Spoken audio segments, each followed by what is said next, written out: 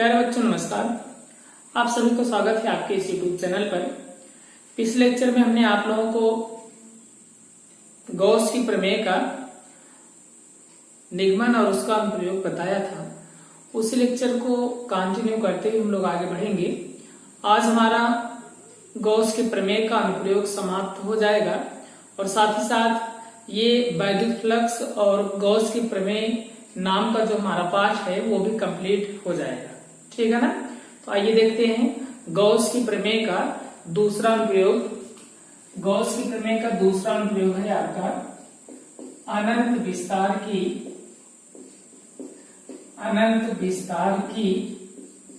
समतल आवेशित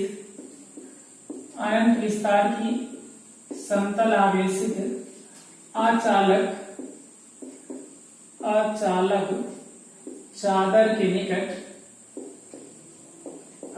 चादर के निकट वैद्युत क्षेत्र की तीव्रता परीक्षा के दृष्टिकोण से बहुत ही महत्वपूर्ण हेडिंग है। गॉस की प्रमेय का दूसरा अनुप्रयोग है। ठीक है ना। आइए समझने का प्रयास करते हैं। यहाँ पे हम लोग कोई अनंत विस्तार की एक समतल आवेशित अचालक चादर बनाएंगे। अचालक चादर का मतलब ये होता है अगर उस पर आवेश दिया जाएगा तो वो जो आवेश रहेगा उसी बिंदु पर उपस्थित रहेगा। ठीक है ना।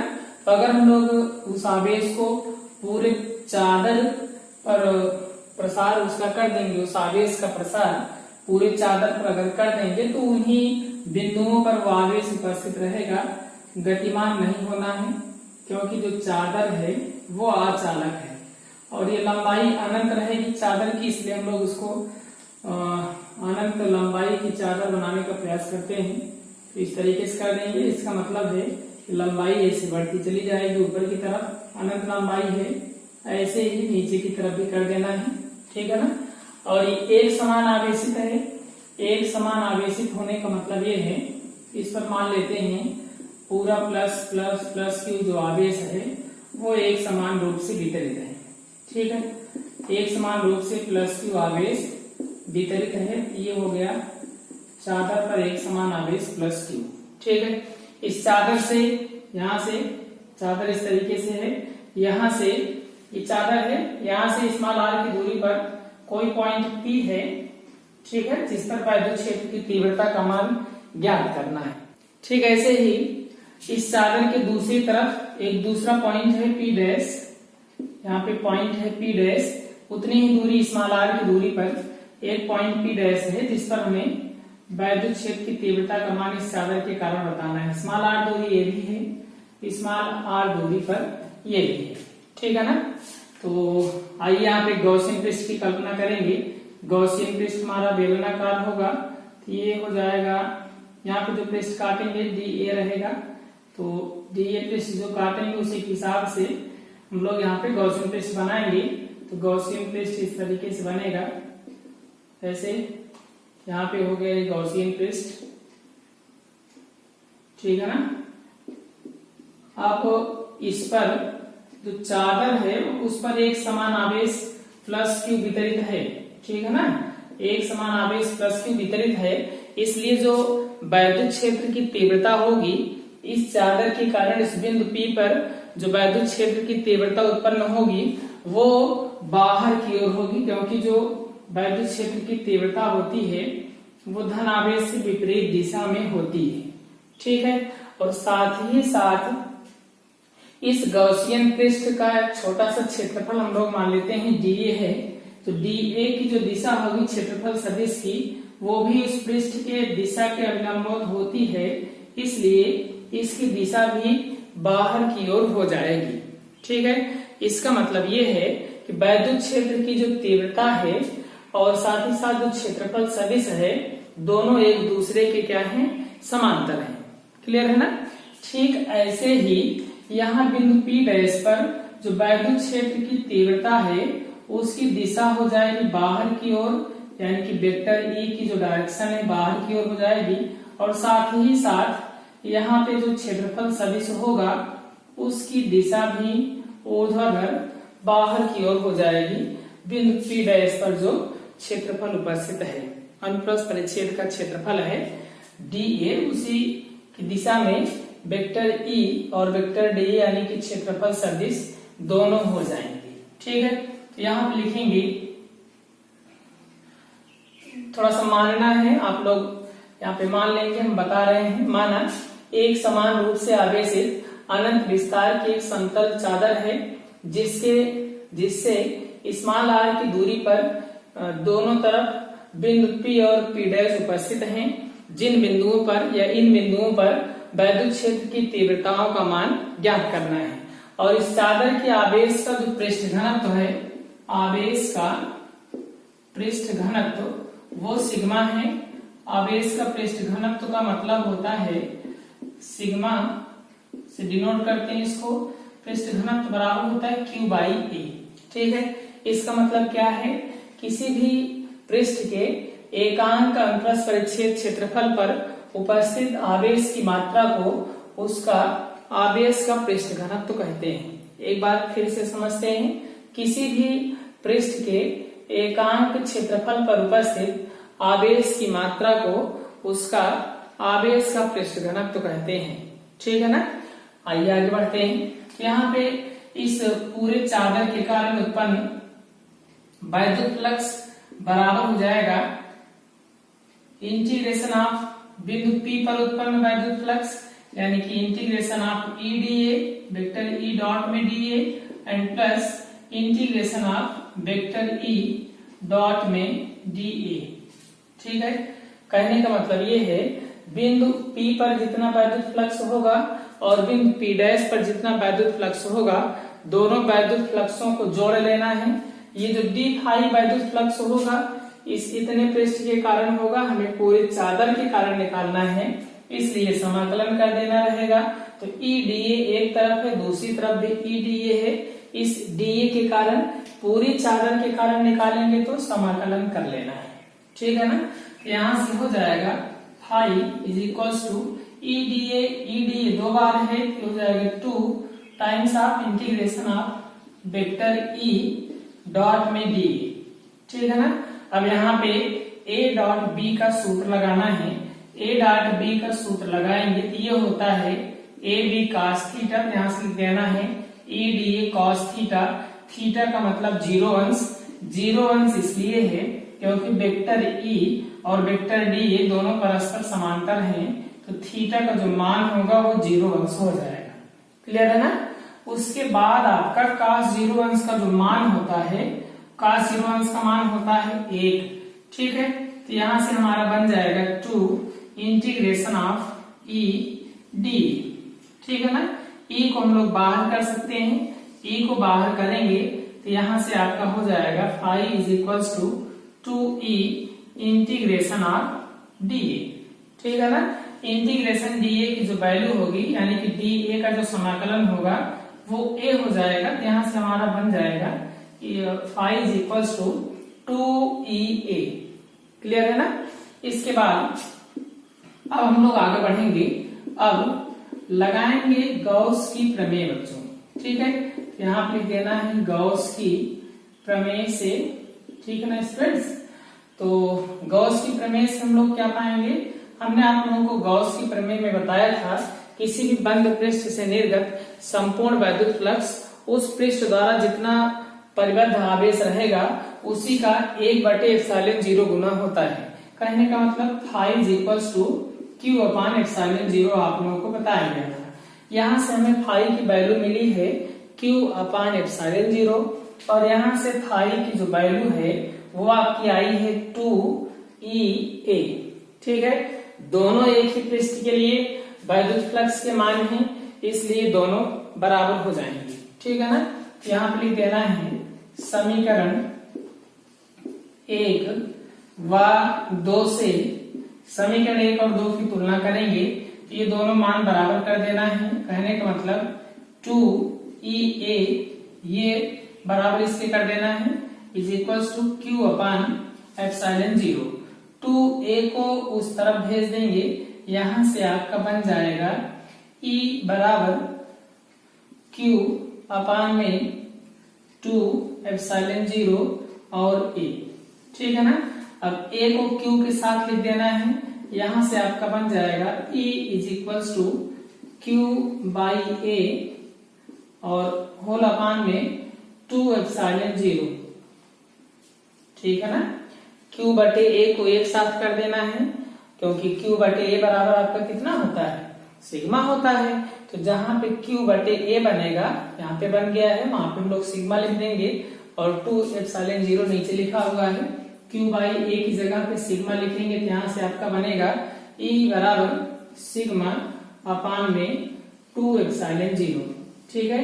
ये आपका है फार्मूला अनंत विस्तार की समतल आवेशित अचालक चादर के निकट वैद्युत क्षेत्र की तीव्रता। इतना समझ में आया विद्यार्थियों, ठीक है ना। आगे बढ़ते हैं। तीसरा अनुप्रयोग है आपका गॉस के प्रमेय का तीसरा अनुप्रयोग, अनंत विस्तार की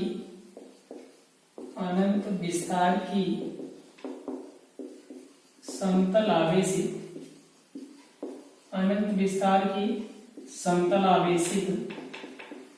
चादर के निकट, चालक चादर है या चालक प्लेट लिख सकते हैं, चालक प्लेट के निकट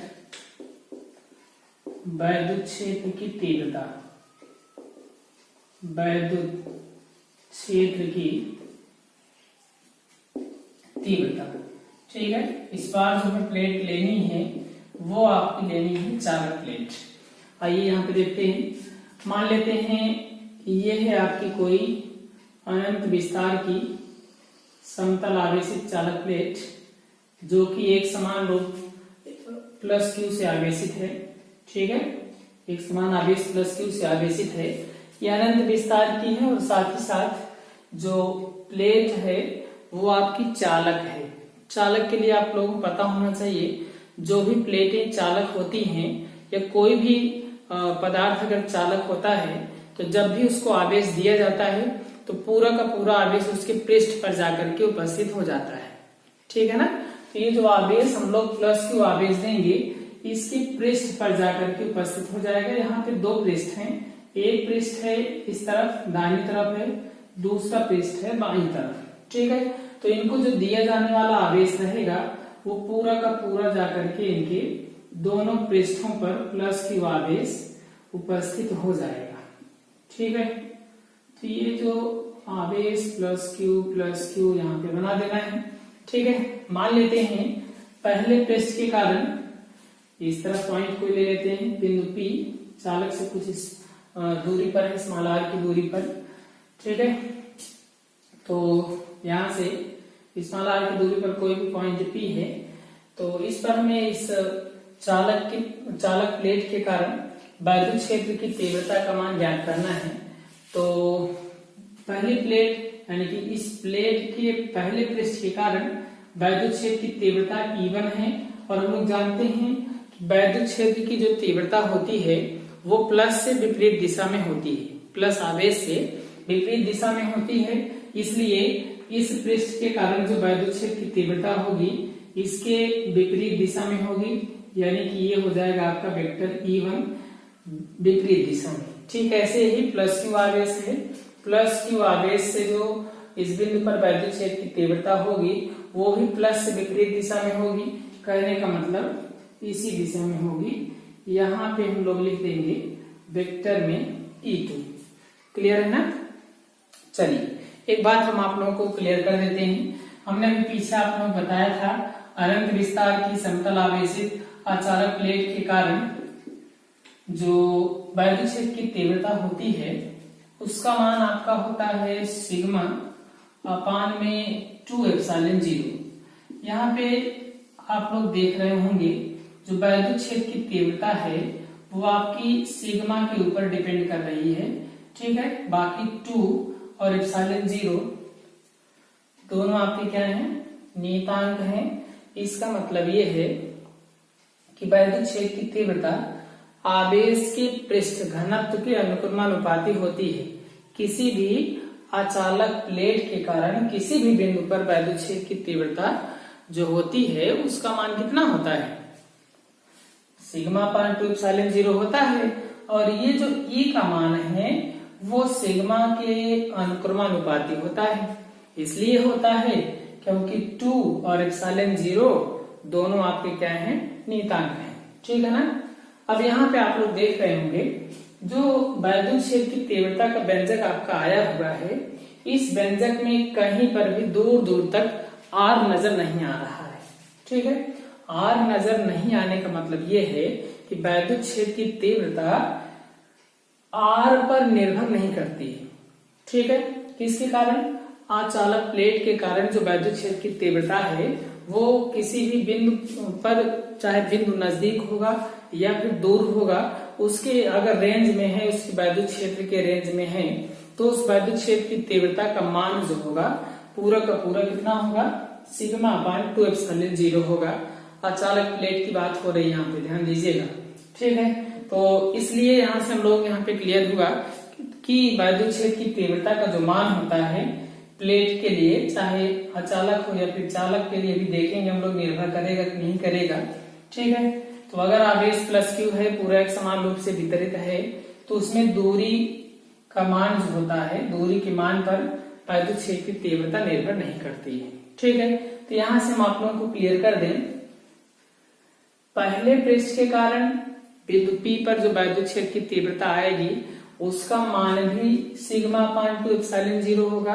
ठीक ऐसे ही दूसरे पृष्ठ के कारण इस बिंदु P पर वैद्युत क्षेत्र की तीव्रता का मान भी कितना होगा, सिग्मा अपान 2 एप्सिलॉन 0 होगा, सिग्मा अपान 2 एप्सिलॉन 0। ठीक है, क्यों होगा? क्योंकि वैद्युत क्षेत्र की तीव्रता दूरी पर निर्भर नहीं करती है, तो चाहे नजदीक होंगे या फिर दूर होंगे पृष्ठ, उससे मतलब नहीं है, वैद्युत क्षेत्र की तीव्रता की सीमा के भीतर होनी चाहिए। ठीक है, आइए देखते हैं। पहले पृष्ठ के कारण बिंदु P पर वैद्युत क्षेत्र की तीव्रता, वैद्युत क्षेत्र की तीव्रता E1 या वेक्टर E1 कर सकते हैं, बराबर कितना आएगा आपका, सिग्मा अपान 2 एप्सिलॉन 0। इसी प्रकार चालक के दूसरे पृष्ठ के कारण बिंदु P पर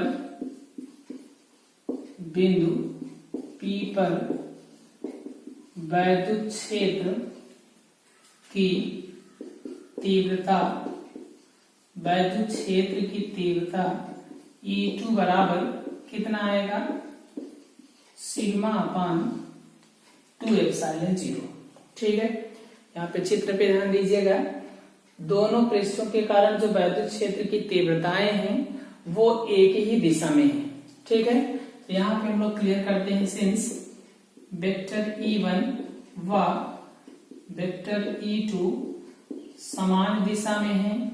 ठीक है, समदिश है, ये दोनों समान दिशा में हैं, इसलिए इनका परिमाण हम लोग जब निकालेंगे तो इन दोनों E1 और E2 का परिमाण जोड़ लेना है, तो उसका परिणामी आ जाएगा। ठीक है, तो यहाँ आप लिखेंगे, इसलिए बिंदु P पर परिणामी तीव्रता वेक्टर E या mod of E is equals to, mod of vector E लिख सकते हैं, बराबर हो जाएगा mod of vector E1 plus में mod of vector E2।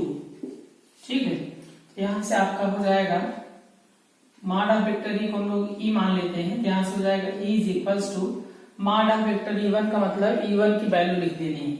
E1 की वैल्यू है आपकी सिग्मा अपान में 2 एप्सिलॉन 0 एंड प्लस में सिग्मा, E2 की वैल्यू भी वही इतनी है, ये हो जाएगा सिग्मा अपान 2 एप्सिलॉन 0। ठीक है, दोनों का हर समान है, इसलिए सिग्मा में सिग्मा को जोड़ लेना है, E बराबर हो जाएगा, सिग्मा में सिग्मा जोड़ेंगे 2 सिग्मा अपान में 2 एप्सिलॉन 0।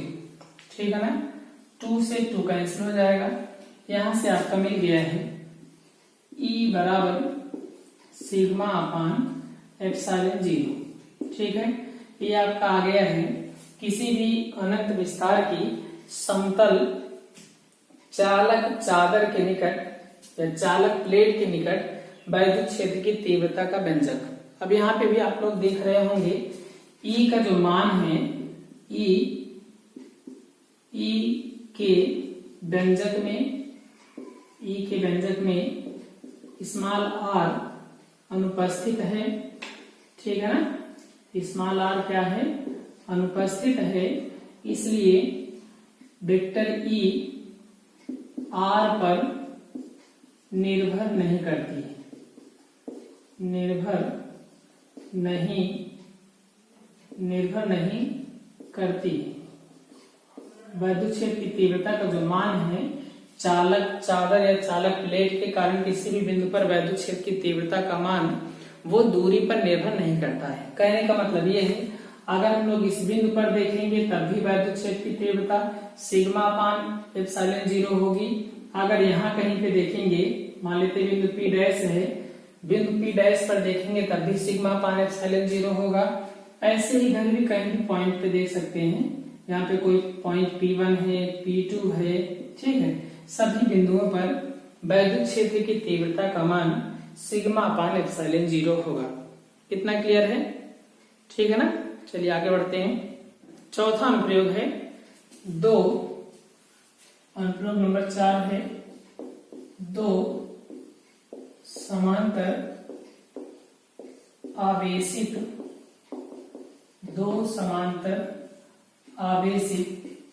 अचालक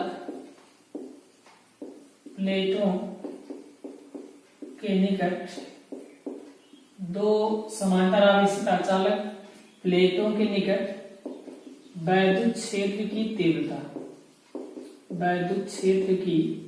तीव्रता। ठीक है ना, यहाँ पर हम लोगों को दो अचालक प्लेटें लेनी है, उसी के नजदीक में किसी भी बिंदु पर वैद्युत क्षेत्र की तीव्रता का मान ज्ञात करना है। ठीक है ना, आइए लेते हैं, मान लेते हैं दो अचालक प्लेटें हैं। अचालक प्लेट का मतलब है इनको जितना आवेश दिया जाएगा वो आवेश पूरा का पूरा उसी बिंदु पर रह जाएगा जितने पर दिया जाएगा। ठीक है, कहीं पर भी गति नहीं करेगा आवेश। तो मान लेते हैं पहली प्लेट है, ठीक है ना, पहली प्लेट जिस पर एक समान आवेश प्लस प्लस प्लस वितरित है। ठीक है, और यहाँ पे इसी से कुछ दूरी पर एक दूसरी अचालक प्लेट है जिस पर माइनस माइनस माइनस माइनस आवेश वितरित है, और ये है आपकी दूसरी प्लेट। ठीक है ना, और पहले प्लेट के कारण जो वैद्युत क्षेत्र की तीव्रता है वो E1 है, दूसरे प्लेट के कारण जो वैद्युत क्षेत्र की तीव्रता है आपकी वो कितनी है, E2 है। क्लियर है ना, ये दोनों अचालक प्लेटें हैं, इसलिए E1 और E2 का जो परिमाण होगा, यानी वैद्युत क्षेत्र की तीव्रता E1 और E2 का जो परिमाण होगा वो आपका आएगा सिग्मा अपान 2 एप्सिलॉन 0 बराबर, जबकि दोनों प्लेटें Y में उपस्थित हों। ऐसे अगर परावैद्युत माध्यम में उपस्थित रहेंगी तो आप लोगों को पता ही होगा सिग्मा अपान 2K एप्सिलॉन 0 हो जाता है। क्लियर है ना, तो देखिए मान लेते हैं इसके बीच में कोई पॉइंट P है, इस पर हमें वैद्युत क्षेत्र की तीव्रता निकालनी है, और इसके बाहर चाहे माइनस की तरफ ले सकते हैं या फिर प्लस की तरफ कोई पॉइंट ले सकते हैं, P डैश या P डबल डैश या P डैश ही मान लेते हैं। ठीक है, इनके बाहर वाले बिंदुओं पर भी वैद्युत क्षेत्र की तीव्रता का मान ज्ञात करना है। ठीक है ना, लिखना क्या है, थोड़ा सा मानना है, आप लोग समझ लीजिए, उसके बाद लिखिएगा। माना दो समांतर आवेशित अचालक प्लेटें एक दूसरे से कुछ दूरी पर स्थित हैं। ठीक है ना, और इनके आवेश के पृष्ठ घनत्व तो सिग्मा है, और उसके बाद आपका इन दोनों प्लेटों के बीच एक बिंदु P उपस्थित है जिस पर वैद्युत क्षेत्र की तीव्रता का मान ज्ञात करना है, और साथ ही साथ इन प्लेटों के बाहर एक दूसरा बिंदु P डैश उपस्थित है, उस पर भी वैद्युत क्षेत्र की तीव्रता का मान परिणामी तीव्रता का मान ज्ञात करना है। ठीक है ना। तो आइए देखते हैं। पहले हम लोग बिंदु P पर देखेंगे। हमने आप लोगों को बताया था वैद्युत क्षेत्र की जो तीव्रता होती है वो प्लस से विपरीत दिशा में होती है, यानी कि अगर कहीं पे प्लस आवेश है तो उसकी विपरीत दिशा में वैद्युत क्षेत्र की तीव्रता होगी, और अगर कहीं पर माइनस आवेश है तो उस माइनस आवेश की तरफ वैद्युत क्षेत्र की तीव्रता होती है। ठीक है। तो आइए चलिए देखते हैं। बिंदु ये जो P है यहाँ दोनों प्लेटों के बीच में उपस्थित है। ठीक है। तो यहाँ पे जो प्लस आवेश वाली जो चादर है, अचालक चादर है, इसके कारण वैद्युत क्षेत्र की तीव्रता की जो वैल्यू हम लोग कंसीडर किए हैं वो E1 है। तो E1 की जो दिशा होगी प्लस से विपरीत दिशा में होगी। कहने का मतलब है E1 क्या होगा, प्लस से विपरीत दिशा में, यानी कि माइनस प्लेट वाले की तरफ होगी दिशा इसकी। तो यहाँ पे हम लोग इसकी डायरेक्शन दिखा देते हैं, वेक्टर E1 है। ठीक है ना। ठीक ऐसे ही माइनस क्यू आवेश यानी कि दूसरी अचालक प्लेट के कारण वैद्युत क्षेत्र की तीव्रता की दिशा हम लोग क्या माने हैं, E2 माने हैं। तो E2 की जो दिशा होगी वो किस तरफ होगी, माइनस की तरफ होगी, क्योंकि माइनस यानी कि ऋण आवेशित प्लेट या ऋण आवेश के कारण जो वैद्युत क्षेत्र की तीव्रता होती है वो आपकी होती है माइनस की तरफ। क्लियर है ना। प्लस से विपरीत दिशा में, माइनस की ओर। ठीक है। आइए आगे बढ़ते हैं। ठीक ऐसे ही बिंदु P डैश पर या इधर P डैश पर हम लोग देख सकते हैं, यहाँ E1 के कारण जो वैद्युत क्षेत्र की तीव्रता माइनस Q के कारण जो वैद्युत क्षेत्र की तीव्रता होगी, यानी कि दूसरे प्लेट के कारण, वो आपकी हो जाएगी इस साइड में माइनस की तरफ।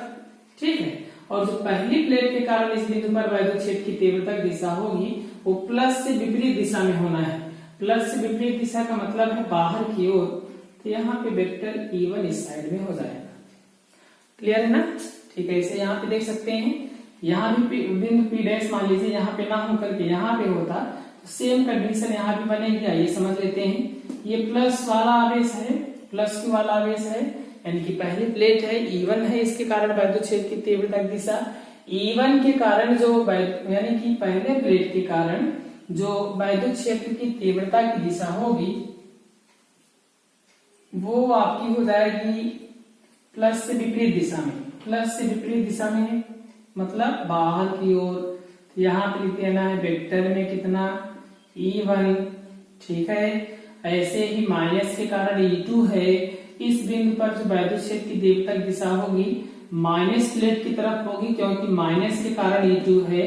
तो E2 की डायरेक्शन माइनस की ओर हो जाएगी, मतलब उधर की तरफ। यहां से आपका हो जाएगा वेक्टर में कितना, E2। कितना क्लियर है। आइए समझते हैं। अब बिंदु P का मतलब दोनों प्लेटों के बीच स्थित बिंदु P पर। ठीक है।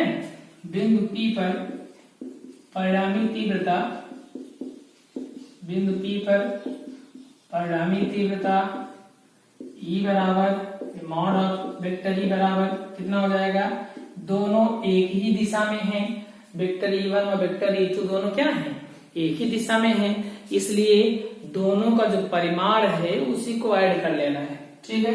मॉड ऑफ वेक्टर E बराबर हो जाएगा mod of vector E1 plus में mod of vector E2। Clear है। E1 की वैल्यू लिखेंगे, E1 और E2 दोनों की वैल्यू है सिग्मा अपान 2 एप्सिलॉन 0। तो यहाँ पर लिख देना सिग्मा अपान 2 एप्सिलॉन 0 प्लस में सिग्मा अपान 2 एप्सिलॉन 0। ठीक है। सिग्मा अपान 2 एप्सिलॉन 0 दोनों को प्लस कर लेना है। तो ये आपका बन जाएगा 2 सिग्मा अपान में 2 एप्सिलॉन 0। क्लियर है। 2 से 2 कैंसिल हो जाएगा, मॉड ऑफ वेक्टर E को हम लोग ही मान लेते हैं।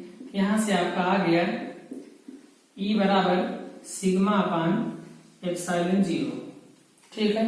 ये आपका है दो समांतर आवेशित अचालक प्लेटों के बीच वैद्युत क्षेत्र की तीव्रता। ठीक है। अब आगे देखते हैं, बाहर देखेंगे किसी बिंदु पर, बाहर बिंदु आपका P डैश, यहाँ पे लिख देंगे बिंदु P डैश पर परिणामी तीव्रता, परिणामी तीव्रता निकालने के लिए सबसे पहले इसकी दिशा हम लोग क्लियर करना आवश्यक है। तो हमने यहाँ पे आपकी दिशा E1 E2 को क्लियर कर दिया है, चाहे वो माइनस वाले की तरफ बिंदु P डैश हो या फिर प्लस वाले की तरफ बिंदु P डैश हो, ठीक है ना। तो यहाँ पे आप लोग देख रहे होंगे दोनों एक दूसरे की विपरीत दिशा में हैं, तो इनका परिणामी निकालने के लिए दोनों को हम लोग क्या करेंगे, माइनस कर देंगे, ठीक है। तो यहां से हो जाएगा मॉड ऑफ E1 माइनस में मॉड ऑफ वेक्टर E2, ठीक है। मॉड ऑफ E1 की जो वैल्यू है हमारे पास वो है सिग्मा अपान 2 एप्सिलॉन 0 माइनस E2 की वैल्यू है सिग्मा अपान 2 एप्सिलॉन 0। दोनों सेम है इसलिए कैंसिल हो जाएंगे। यहां से आपका आ गया E बराबर 0, ठीक है। इसका मतलब ये है कि दो समान रूप विपरीत रूप से आवेशित, ठीक है, समान आवेश रहेंगे लेकिन चिन्ह इन दोनों का विपरीत रहेगा। अचालक प्लेटें अगर एक दूसरे से कुछ दूरी पर रखी हैं, समान आवेश समान परिमाण के आवेश रहेंगे लेकिन विपरीत चिन्ह के आवेश होने चाहिए दोनों प्लेटों पर, ठीक है। अगर दोनों अचालक प्लेटें एक दूसरे से कुछ दूरी पर रखी हैं तो उनके बीच जो परिणामी तीव्रता होती है उसका मान आपका आता है सिग्मा अपान एप्सिलॉन 0, ठीक है। और अगर कोई इनके बाहर कोई बिंदु है, चाहे प्लस वाले की तरफ हो या फिर माइनस वाले की तरफ हो, तो उनके कारण जो परिणामी तीव्रता आती है वो हर जगह 0 होती है। इसका मतलब प्लेट के जस्ट बगल में भी देखेंगे तो वहां पे भी परिणामी तीव्रता की वैल्यू कितना आएगी, 0 आएगी, ठीक है। तो ये आप इतना इसमें क्लियर हुआ, समझ में आ रहा है ना। आगे बढ़ते हैं। इसके बाद आपका आता है अनुप्रयोग नंबर 5। पांचवा अनुप्रयोग है आपका दो समतल आवेशित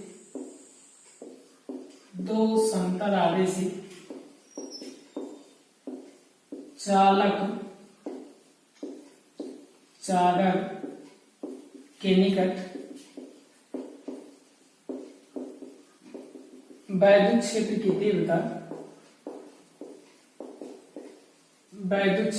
तीव्रता दो समतल आवेशित चालक चादर के निकट वैद्युत क्षेत्र की तीव्रता, ठीक है ना। जबकि प्लेटें समान आवेशित हों, समान रूप से आवेशित हों, ठीक है। कहने का मतलब ये है दोनों प्लेटों पर समान आवेश होना चाहिए, ठीक है। और जो प्लेटें या चादर दोनों रहेंगी, चादर लिख सकते हैं या प्लेट भी लिख सकते हैं, ठीक है। तो ये दोनों जो प्लेटें रहेंगी या दोनों जो चादर होंगी वो एक समान रूप से आवेशित होंगी और साथ ही साथ चालक होंगी।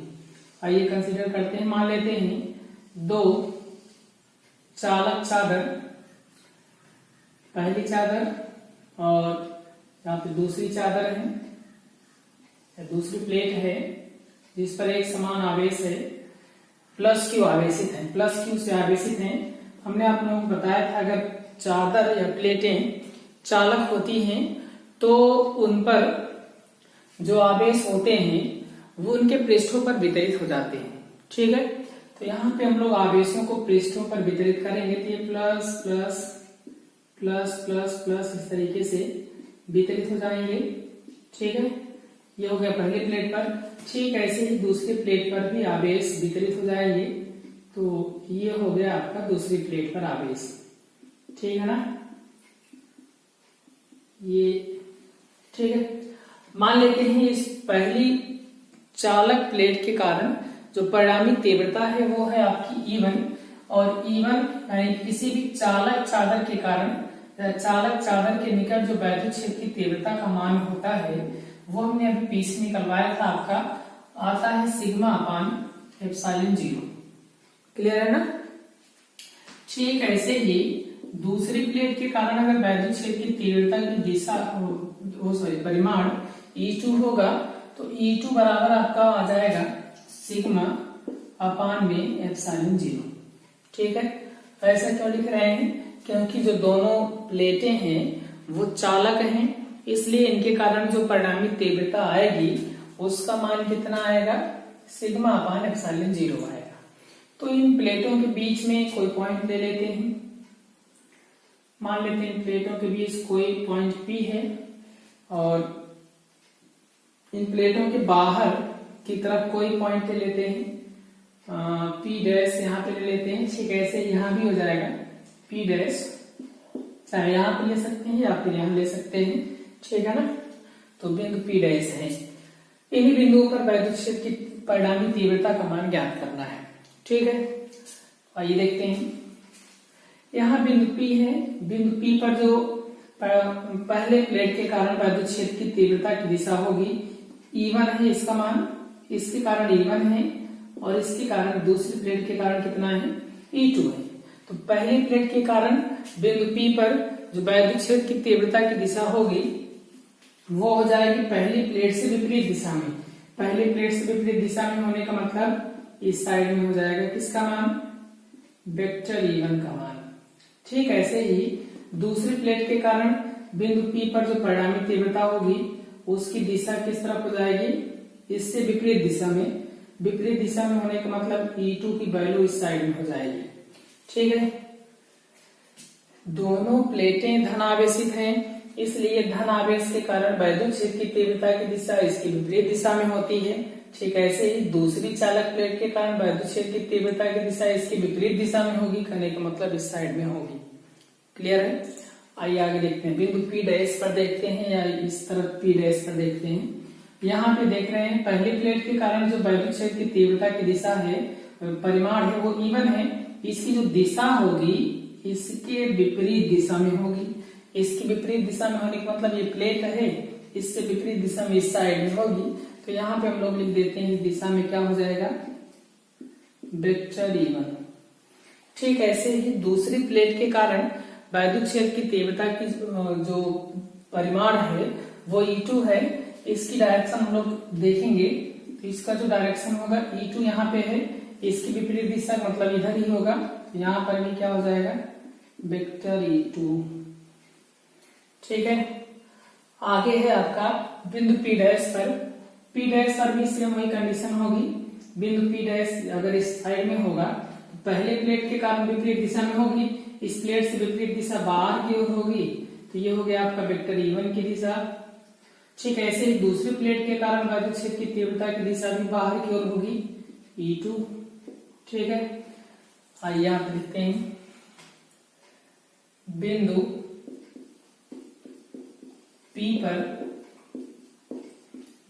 पर परिणामी तीव्रता, बिंदु P पर परिणामी तीव्रता mod of vector E is equals to, देखिए बिंदु P पर जो E1 और E2 की दिशाएं हैं वो एक दूसरे की विपरीत दिशा में हैं, इसलिए इनका जो परिणामी होगा, परिणामी निकालने के लिए दोनों को हम लोग माइनस कर देंगे, क्योंकि जब दो सदिश एक दूसरे की विपरीत दिशा में होते हैं तो उनका जो परिणामी होता है उनके अंतर के बराबर होता है। ठीक है, तो यहाँ पे mod of vector E is equals to हो जाएगा वेक्टर E1 माइनस में वेक्टर E2 मॉड के साथ में।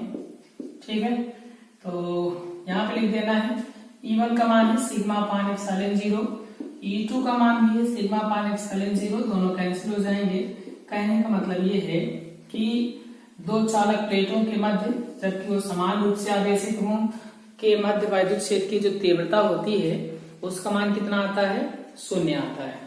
आइए देखते हैं बिंदु P डैश पर, बिंदु P डैश पर परिणामी तीव्रता, बिंदु P डैश पर परिणामी तीव्रता mod of vector E is equals to, P dash को देखेंगे, P डैश पर E1 E2 की डायरेक्शन जो है देख रहे होंगे आप लोग, E1 भी उसी दिशा में है, E2 भी उसी दिशा में है, दोनों एक ही दिशा में हैं। जब दो सदिश एक ही दिशा में होते हैं तो उनका जो परिणामी होता है उनके योग के बराबर होता है।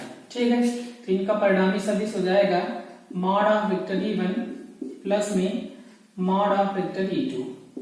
क्लियर है ना, E1 और E2 दोनों प्लस कर लेना है, जितनी वैल्यू आएगी वही परिणामी तीव्रता हो जाएगी। ठीक है, तो यहाँ से आपका हो जाएगा E बराबर E1 का मान है आपका सिग्मा अपान एप्सिलॉन 0 और प्लस में सिग्मा अपान एप्सिलॉन 0, दोनों का हल समान है, अंश जुड़ जाएगा, यहां से आपका बनेगा 2 सिग्मा अपान एप्सिलॉन 0। ठीक है ना। तो यहां से आपका व्यंजक आ गया है। दो समतल आवेशित या एक समान रूप से आवेशित चालक प्लेट के निकट वैद्युत क्षेत्र की तीव्रता का जो व्यंजक है, इन दोनों प्लेटों के बीच में इनकी वैद्युत क्षेत्र की तीव्रता का मान 0 होगा और इन दोनों प्लेटों के बाहर, चाहे पहले प्लेट की ओर या फिर दूसरी प्लेट की ओर, जो परिणामी तीव्रता होती है उसका मान कितना आता है आपका 2 सिग्मा अपान एप्सिलॉन 0 आता है। ठीक है ना, इतना क्लियर है। चलिए आगे बढ़ते हैं। लास्ट अनुप्रयोग आता है आवेशित गोले के कारण, आवेशित गोले के कारण वैद्युत क्षेत्र की तीव्रता, वैद्युत क्षेत्र की तीव्रता। ठीक है ना। यहाँ पे कोई आवेशित गोला बनाना है और उसके कारण वैद्युत क्षेत्र की तीव्रता का मान ज्ञात करना है। तो आइए मान लेते हैं ये है कोई आवेशित गोला। ठीक है ना, यह आवेशित गोला हो गया है। इस पर एक समान आवेश प्लस क्यू दिया जाता है। यह आवेशित गोला जो है धातु का बना हुआ है, इसलिए जो आवेश दिया जाएगा वो आवेश पूरा का पूरा इसके पृष्ठ पर वितरित हो जाएगा। ठीक है, मान लेते हैं इस गोले की जो त्रिज्या है वो आपकी कैपिटल R है, गोले का केंद्र O है। ठीक है, इस गोले के बाहर, इस गोले से बाहर कोई बिंदु P स्थित है जो कि इसके केंद्र से स्मॉल r की दूरी पर है। इस गोले के बाहर एक बिंदु P है जिस पर वैद्युत क्षेत्र की तीव्रता का मान हमें ज्ञात करना है। ठीक है, उसके बाद यहाँ इसके पृष्ठ पर भी ज्ञात करना है और इस गोले के भीतर भी ज्ञात करना है। उसको हम लोग अभी देखेंगे। सबसे पहले y पृष्ठ यानी कि y बिंदु पर देख लेते हैं। माना एक समान रूप से आवेशित कोई गोला जिसकी त्रिज्या कैपिटल R है। ठीक है, इस गोले के केंद्र से स्मॉल r की दूरी पर इसके बाहर एक बिंदु P स्थित है जिस पर वैद्युत क्षेत्र की तीव्रता का मान ज्ञात करना है। तो इसमें हम लोग पहली कंडीशन लगा रहे हैं। कहां पे निकाल रहे हैं? y बिंदु पर, y बिंदु पर। ठीक है, तो इस बिंदु पर वैद्युत क्षेत्र की तीव्रता ज्ञात करने के लिए सबसे पहले हम लोग एक गॉसियन पृष्ठ खींचेंगे, गॉसियन पृष्ठ की कल्पना करेंगे। ये हो गया आपका गॉसियन पृष्ठ। ठीक है ना, गॉसियन पृष्ठ हो गया है। तो इस बिंदु P पर एक छोटा सा एलिमेंट लेंगे। बिंदु P है आपका, यहाँ पे एक छोटा सा एलिमेंट काट लेना है जिसका क्षेत्रफल सदिश जो होगा उस पृष्ठ के अभिलंबवत बाहर की ओर होगा। और चूंकि ये जो गोला है वो एक समान रूप से आवेशित है, एक समान रूप से आवेशित है, इसलिए प्लस क्यू आवेश है, इस पर ध्यान दीजिएगा। एक समान आवेश प्लस क्यू आवेशित है प्लस क्यू से, इसलिए जो वैद्युत क्षेत्र की तीव्रता होगी इस बिंदु P पर, इसके लंबवत बाहर की ओर होगी। क्यों होगी बाहर की ओर? क्योंकि वैद्युत क्षेत्र की तीव्रता प्लस से विपरीत दिशा में होती है। क्लियर है ना। तो ये आपका हो गया वेक्टर E और ये हो गया वेक्टर D बाहर की ओर। तो यहां हम लिखेंगे बिंदु P पर, बिंदु P पर वैद्युत फ्लक्स d फाई बराबर हो जाएगा वेक्टर E डॉट में dA। A डॉट B का सूत्र लगाएंगे, यहां से आपको मिलेगा d फाई बराबर E dA cos 0 cos 0। क्यों? क्योंकि वेक्टर E और वेक्टर dA दोनों एक दूसरे के क्या हैं? समांतर हैं। d फाई बराबर हो जाएगा E dA cos 0 की वैल्यू कितना होती है? 1 होती है। समाकलन करेंगे, समाकलन करने पर integration of d phi is equals to integration of E d हो जाएगा। ठीक है, डी फाई का जो समाकलन होता है आपका वो होता है फाई, यहाँ पे फाई लिख देना है, ई को बाहर कर लेंगे, इंटीग्रेशन ऑफ डी या फाई बराबर ई इंटीग्रेशन ऑफ डी। अब डी को आप लोग क्लियर कर लीजिए पहले। डी जो है ये गॉसियन पृष्ठ पर काटा गया एक छोटा सा अवयव था, क्षेत्रफल का अवयव था। अब डी ए का हम लोग समाकलन करेंगे तो ये जो गॉसियन पृष्ठ है इसका पूरा क्षेत्रफल लिखना है। गॉसियन पृष्ठ का जो पूरा क्षेत्रफल होगा गोले के क्षेत्रफल के बराबर होगा, और गोले का क्षेत्रफल होता है 4 पाई आर स्क्वायर। और यहाँ पे हम लोग देख रहे हैं गॉसियन पृष्ठ की जो त्रिज्या है वो स्मॉल आर है, इसलिए क्षेत्रफल में हमें 4 पाई स्मॉल आर स्क्वायर लिखना है। यहाँ तक क्लियर है ना। अब आगे चलते हैं, गॉस की प्रमेय लगाएंगे। गॉस की प्रमेय आपकी कहती है phi is equals to Q upon epsilon 0। ठीक है ना। तो यहां से आपका बन गया phi upon Q, phi is equals to Q upon epsilon 0, या फाई बराबर एक होता है सूत्र आपका आवेश का आयतन घनत्व, रो बराबर क्यू अपान में भी। क्यू अपान भी का मतलब आयतन लिखना है, और आयतन का मतलब होता है 4/3 पाई आर क्यूब। ठीक है, आयतन मतलब उस गोले का आयतन लिखना है जिस पर आवेश क्यू स्थित है। आवेश क्यू यानी कि प्लस क्यू स्थित था कैपिटल आर त्रिज्या वाले गोले पर, इसलिए इसकी आयतन की जगह पर Q/V की जगह पर हम लोग क्या लिखेंगे, कैपिटल आर लिखेंगे 4/3 पाई आर क्यूब में। तो यहाँ से Q बराबर कितना हो जाएगा आप इधर देखिए, इसका इधर गुणा कराएंगे तो यहाँ से मिलेगा Q बराबर 4/3 पाई आर क्यूब, और साथ ही साथ में आपका क्या हो जाएगा, रो हो जाएगा। ठीक है, तो यहाँ से मान रख देना है, Q का मान लिखेंगे तो हो जाएगा 4/3 पाई आर क्यूब रो अपान में एप्सिलॉन 0। ये आपका हो गया समीकरण नंबर 2। ठीक है, 1 और 2 की तुलना कर दीजिए।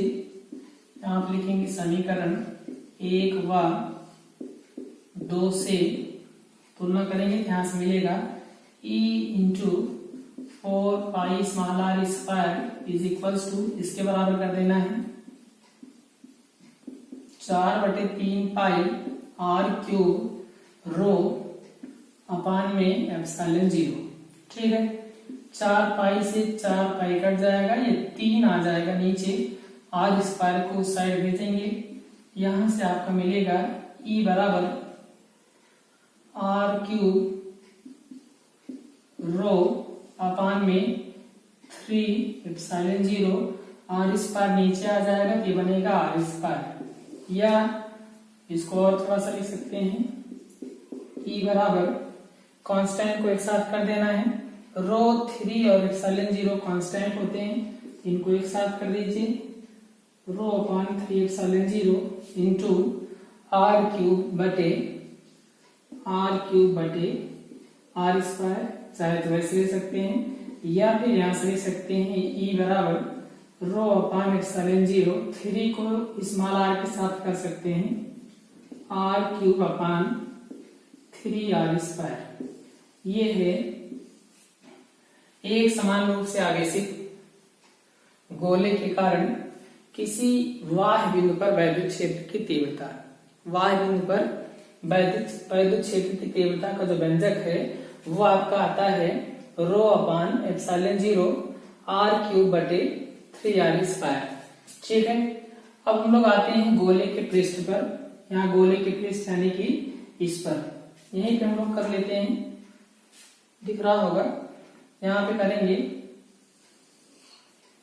सेकेंड पॉइंट है गोले के पृष्ठ के लिए, या गोले के पृष्ठ पर, गोले के पृष्ठ पर जब हम लोग निकालने लगेंगे तो यही जो पॉइंट P है वो यहाँ पे ना होकर के यहाँ पे आ जाएगा, जिसके कारण ये जो स्मॉल आर जो था वहां तक ना होकर के ही पृष्ठ तक ही सीमित रह जाएगा।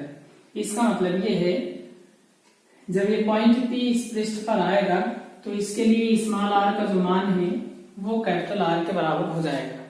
क्लियर है ना? तो जहां पे स्मॉल r है वहीं पे कैपिटल R लिख देना है। इसलिए कितना हो जाएगा आपका E is equals to rho upon epsilon 0 into r cube बटे यहाँ पे कैपिटल R कर देना है 3 कैपिटल R स्क्वायर। ठीक है, r क्यूब को r स्क्वायर से कैंसिल करेंगे तो यहां से बनेगा E बराबर रो अपॉन एप्सिलॉन 0, एक r बचेगा नीचे 3 बचेगा। ये आपका है व्यंजक किसी एक समान रूप से आवेशित गोले के पृष्ठ पर वैद्युत क्षेत्र की तीव्रता का मान। ठीक है ना? कितना आता है? Rho upon epsilon 0 into capital R by 3। तीसरा पॉइंट है आपका, थर्ड पॉइंट सी है आंतरिक बिंदु पर। आंतरिक बिंदु पर हम लोग वैद्युत क्षेत्र की तीव्रता का मान ज्ञात करेंगे किसी भी आवेशित गोले के कारण। ठीक है, चालक गोला है ये, गोलीकोष भी समझ सकते हैं। तो ये है आपका एक समान रूप से आवेशित गोला जिसको प्लस क्यू आवेश दिया गया है। ठीक है, हमने आप लोगों को बताया ये गोला चालक है, इसलिए अगर गोला चालक होगा तो इसको दिया जाने वाला आवेश इसके बाह्य पृष्ठों पर वितरित हो जाएगा। ठीक है ना? इसके बाह्य पृष्ठों पर जब पूरा का पूरा आवेश वितरित हो जाएगा तो इसके भीतर कोई भी आवेश नहीं रहेगा, यानी कि इसके भीतर आवेश क्या होगा? अनुपस्थित होगा। तो पहले तो इसको हम लोग क्लियर कर देते हैं। इसका केंद्र O है और इसकी जो त्रिज्या है वो कैपिटल R है। इसके भीतर हम लोग कोई पॉइंट स्मॉल p कंसीडर करते हैं। ठीक है, और इसके केंद्र से कितनी दूरी पर? स्मॉल r की दूरी पर एक पॉइंट p हम लोग मान लेते हैं जिस पर वैद्युत क्षेत्र की तीव्रता का मान ज्ञात करना है। क्लियर है? तो यहाँ पे गॉसियन पृष्ठ खींचेंगे। गॉसियन पृष्ठ की कल्पना की जाएगी। गॉसियन पृष्ठ ये आपका हो गया इस तरीके से। ठीक है, गॉसियन पृष्ठ है। अब यहाँ पे आएंगे आंतरिक बिंदु के लिए आप लिखेंगे सेंस गोले के भीतर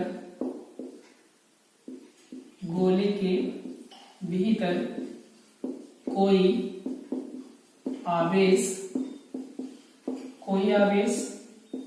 उपस्थित नहीं है, कोई आवेश उपस्थित नहीं है।